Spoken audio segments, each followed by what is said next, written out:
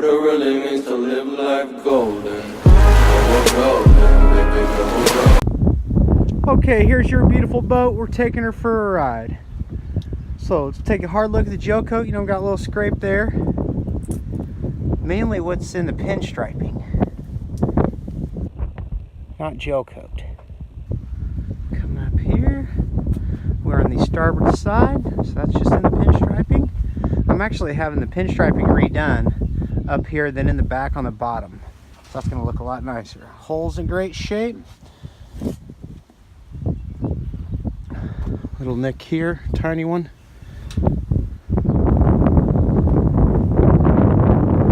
Port side, so you can see she's nice and shiny.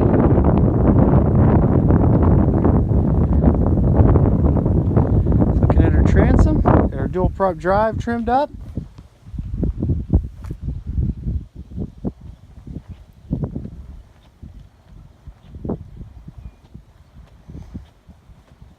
Sun's bothering us, isn't it?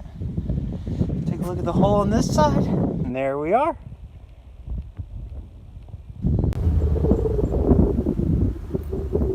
Hey guys, it's me, Brandon, and I'm about to take you for a boat ride. So the first thing we do before we put the boat in the water is put the plug in. So let me show you how to do that.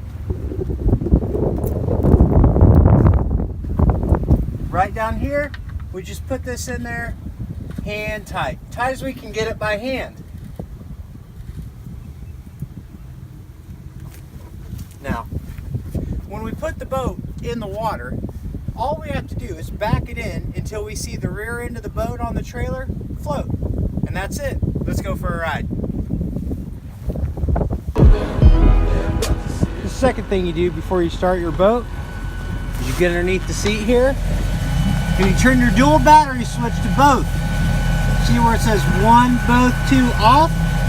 When you start your boat, the alternator is going to charge both batteries. If we're going to stop and cove out, listen to the radio, and have fun, switch it to 1 or 2. That way, it's isolated to one battery for our stereo. When we're done for the day, just turn it off.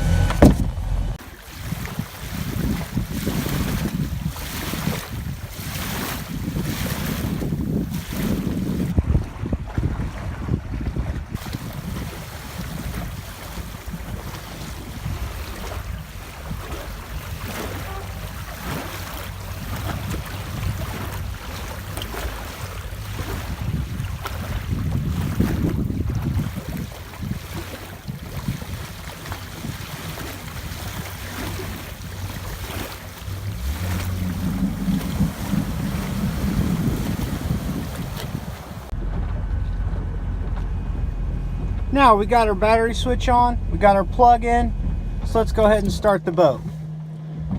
So we turn our blower on right here, that just ventilates the engine compartment. I'm getting quiet so you can hear it running. Off, on. Now, all we do to start is turn the key. Fires right up. I've got an entire video dedicated to what to do when your boat won't start. 3 little things. There's a link in the description. Sorry, it's only 30 degrees. I'm freezing cold. Now, we got the boat in gear. We can shift it. Volvos shift extremely smooth, okay? There's a little trigger underneath. You just lift it up, put it into gear. Now, there's a definitive catch for forward, okay? The only time you have to push the button in is when you're shifting. Neutral's in the middle. You don't have to touch a button. Just putting it in gear. Reverse. There's a definitive catch right there too, okay? So that's how we shift it. I've got a whole video dedicated to docking boats, so I'm going to put a link in the description for that too. It's very easy as long as you're not in a hurry. But for this portion of our video, we're driving this here beautiful boat. So let's jump up and take a look. I've got the wind block door here. That'll really help knock this wind down on a day that's cold, okay? So I got the front center cushion out, getting vinyl repaired, but everything looks great in the bow. Remember, we got storage underneath both these seats and storage behind the headrests here, okay? We also have our night light up there and our boarding ladder. We have our stereo right over here, and I actually can't run it because I'll get YouTube violated for using people's music. Our filler cushions, our table, our toilet, and our snap-on covers. Looking at our seat here. And this just flips up. It also swivels and goes back and forth. And underneath this seat, we're just taking a close look at the vinyl. Everything looks great. Looking at the sun pad. This boat's so awesome, it drives itself. Looky there. This thing's gonna look great when you see the new flooring I got you to go with. So let's go ahead and raise that engine hatch, take a look at the motor while she's running before we accelerate. Now, it's very cold out and the water temperature's cold, so we may not reach top speed today. A lot of people will argue and say, well, when the water's cold, you can reach a higher top speed, which is true unless the thermostat doesn't open up all the way. Everything sounds great and looks nice in here. It's our fuel injected 5.7 GI. Now, let's go for a boat ride. Back. Now, a lot of people will take off with their windows open. You'll see people going up and down the lake with their windows open. But what happens is that window begins to bow against the curvature of the windshield here. So always make it a point to shut it if you take off, okay? So what I'm going to do now is show you that our gauges work. Fuel, voltage, oil, engine temp. Speedo, we got to go faster, but you'll see it. Tachometer for our RPM. Tilt and trim and depth finder. These two gauges we don't guarantee to work, and guess what, partner? They both work. Our lake's a flooded river, so it's extremely deep. I know how accurate these depth finders are because it's 50 feet at the no wake buoys, and that's what she read. We can plug our phone in here. We've got tilt steering, so we can set this where we want it. That wasn't a good video. There we go. I like it up a little higher. So now, these boats plane extremely smooth.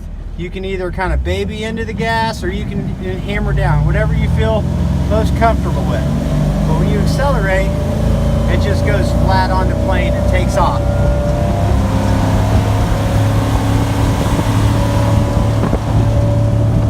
And that's 40 mile an hour with a lot of throttle to go and trimmed all the way down. So be sure to check out my tilt and trim video.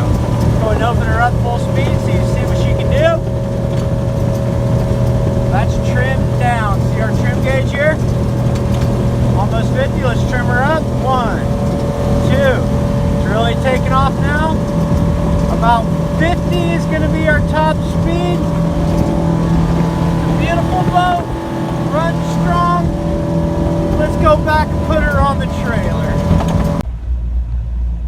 One thing I didn't do a good job of explaining I want to do now is buttons and switches. So blower, I explained that.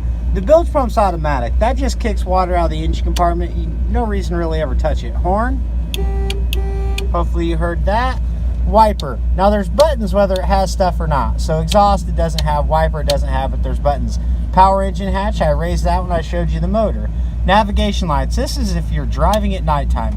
That turns the red and green on and the white light in the back. In the middle's off, all the way down, stopped at night, anchor light. Docking lights are up front. In the middle's off. All the way down turns on your courtesy lights. Okay? Now, we're going to put it on the trailer. Now, I see a lot of people struggle putting boats on the trailers because they have the trailer too far in the water. The front boards are actually the guides, okay? So you just want to see the front middle boards just barely out of the water. And when you do that, it tracks nice and straight onto the trailer.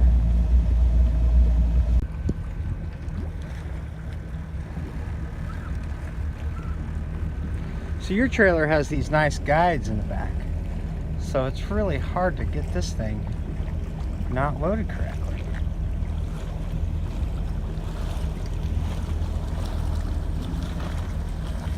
Just like that.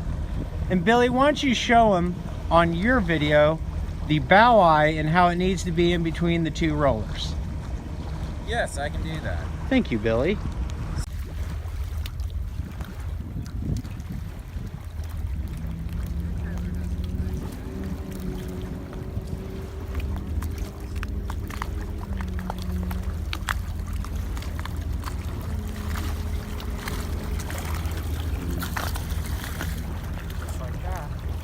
Billy, why don't you show them on your video the bow eye and how it needs to be in between the two rollers. Yes, I can do that. Thank you, Billy.